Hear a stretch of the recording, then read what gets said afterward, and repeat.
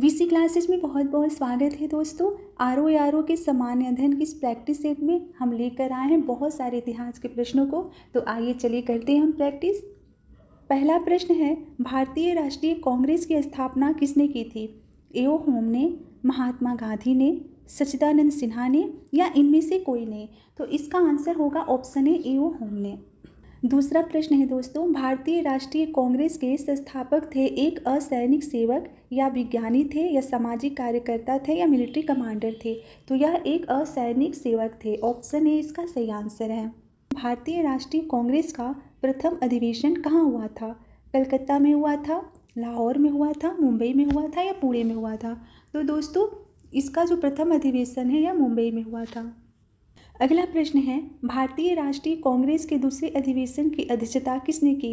गणेश अग्रकर ने, सुरेंद्र नाथ बनर्जी ने, दादा भाई नौरोजी ने या फिरोज शाह मेहता ने? तो दोस्तों इसका आंसर होगा ऑप्शन सी, दादा भाई नौरोजी। अगला प्रश्न है, महात्मा गांधी ने भारतीय राष्ट्रीय कांग्रेस के किस अधिवेशन की अध्यक्षता की थी? 1922 की, 1924 की या 1928 की या 1930 की? तो दोस्तों इन्होंने 1924 की अध्यक्षता की थी। भारतीय राष्ट्रीय कांग्रेस का अधिवेशन था तो गांधी जी ने इसकी अध्यक्षता की थी 1924 में। अगला प्रश्न है, इंडियन नेशनल कांग्रेस की प्रथम भारतीय महिला अध्यक्ष कौन थी?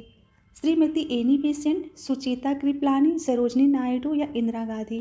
तो दोस्तों इसका आंसर हो जाएगा ऑप्शन सी, सरोजनी नायडू। यहाँ पर पूछा है कि इंडियन नेशनल कांग्रेस की प्रथम भारतीय महिला अध्यक्ष, यानी कि अगर भारतीय नहीं रहता, सिर्फ प्रथम महिला अध्यक्ष होता तो श्रीमती एनी बेसेंट इसका आंसर होता, लेकिन यहाँ पर पूछा गया है प्रथम भारतीय महिला अध्यक्ष, तो यह थी सरोजनी नायडू। अगला प्रश्न है दोस्तों, भारतीय राष्ट्रीय कांग्रेस का 27वां अधिवेशन किस स्थान पर हुआ? भागलपुर, पटना, रांची या बांकीपुर में? तो यह बांकीपुर में हुआ था। ऑप्शन डी इसका सही आंसर है। अगला प्रश्न है दोस्तों, पुस्तक poverty and un British rule in India किसने लिखी? आरसी दत्त ने, दादा भाई नौरोजी ने, विपिन चंद्र पाल ने या लाजपत राय ने? तो इसका आंसर होगा ऑप्शन बी, दादा भाई नौरोजी। अगला प्रश्न है दोस्तों, किसने कहा था कांग्रेस आंदोलन न तो लोगों द्वारा प्रेरित था, न ही यह उनके द्वारा सोचा या योजनाबद्ध किया हुआ था? यह किसने कहा था? लॉर्ड डफरिन ने, सर सैयद अहमद ने, लॉर्ड कर्जन ने या लाला लाजपत राय ने? तो इसे कहा था सर सैयद अहमद ने। अगला प्रश्न है, निम्न में से किस वायसराय के कार्यकाल में भारतीयों को राय बहादुर और खान बहादुर उपाधियां प्रदान करना प्रारंभ हुआ? लॉर्ड रिपन के कार्यकाल में, लॉर्ड लिटन के कार्यकाल में, लॉर्ड मेयो या लॉर्ड डफरिन? तो दोस्तों इसका आंसर होगा ऑप्शन बी, लॉर्ड लिटन। अगला प्रश्न है, अधिकतर नरमपंथी नेता कहाँ से थे? ग्रामीण क्षेत्रों से, शहरी क्षेत्रों से, ग्रामीण तथा शहरी क्षेत्रों दोनों से या पंजाब थे? तो यह शहरी क्षेत्रों से थे।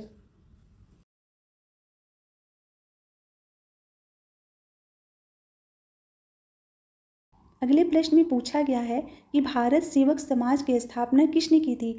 लाला लाजपत राय ने की थी, विपिन चंद्र पाल ने की थी, गोपाल कृष्ण गोखले ने की थी या भगत सिंह ने की थी? तो दोस्तों इसका आंसर हो जाएगा ऑप्शन सी, गोपाल कृष्ण गोखले। अगला प्रश्न है, रजनी पाम दत्त ने कहा वे साम्राज्यवाद से लड़ते भी थे और सहयोग भी करते। उन्होंने किस राजनीतिक गठबंधन के बारे में यह कहा? भारतीय राष्ट्रीय कांग्रेस के बारे में, भारतीय कम्युनिस्ट पार्टी के बारे में, स्वराज पार्टी के बारे में कहा था या हिंदुस्तान सोशलिस्ट रिपब्लिक एसोसिएशन के बारे में? तो दोस्तों इसका आंसर हो जाएगा ऑप्शन ए, या भारतीय राष्ट्रीय कांग्रेस के बारे में कहा गया है। अगला प्रश्न है दोस्तों, भारतीय राष्ट्रीय आंदोलन गर्मपंथियों के प्रावधान कब आया? 1906 के बाद, 1909 के बाद, 1914 के बाद या 1919 के बाद? तो इसका आंसर होगा ऑप्शन ए, 1906 के बाद। अगले प्रश्न में पूछा गया है कि निम्नलिखित में से कौन सा नेता कांग्रेस के गर्म दल से संबंधित था? अरविंद घोष, दादा भाई नौरोजी, जी.के. गोखले, एस.एन. बनर्जी? तो इसका आंसर होगा दोस्तों ऑप्शन ए, अरविंद घोष। अगले प्रश्न में पूछा गया है कि नेशनल काउंसिल ऑफ एजुकेशन की स्थापना कब हुई थी? 15 अगस्त 1903, 15 अगस्त 1904, 15 अगस्त 1905 या 15 अगस्त 1906? तो इसका आंसर होगा दोस्तों ऑप्शन डी, 15 अगस्त 1906। अगले प्रश्न में पूछा गया है कि राष्ट्रीय आंदोलन में निम्न में से किसको नरम दलीय के तौर पर नहीं जाना जाता था? बाल गंगाधर तिलक को, दादा भाई नौरोजी को, एम.जी. रानाडे को या गोपाल कृष्ण गोखले को? तो दोस्तों इसका आंसर हो जाएगा बाल गंगाधर तिलक। यह नरम दल के नहीं थे। अगला प्रश्न है, कांग्रेस के नरम दल के नेताओं के आंदोलन की पद्धति क्या थी? असहयोग, राजा वामपंथी आंदोलन, अनुकूल प्रविघटन या अविधेयक? तो इसका आंसर हो जाएगा ऑप्शन बी, राजा वामपंथी आंदोलन। अगला प्रश्न है दोस्तों, शेरे पंजाब के नाम से इनमें से कौन मशहूर थे? राजगुरु, भगत सिंह, लाला लाजपत राय या उधम सिंह? तो लाला लाजपत जो राय थे वह शेरे पंजाब के नाम से मशहूर थे। इसका आंसर हो जाएगा ऑप्शन सी।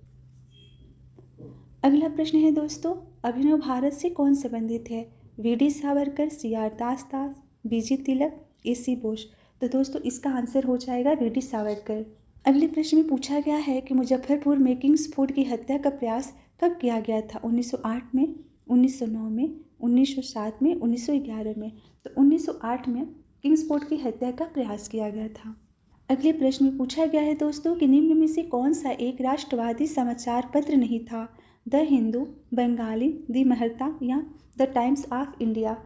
तो जो द टाइम्स ऑफ इंडिया था यह एक राष्ट्रवादी समाचार पत्र नहीं था। ऑप्शन डी इसका सही आंसर है।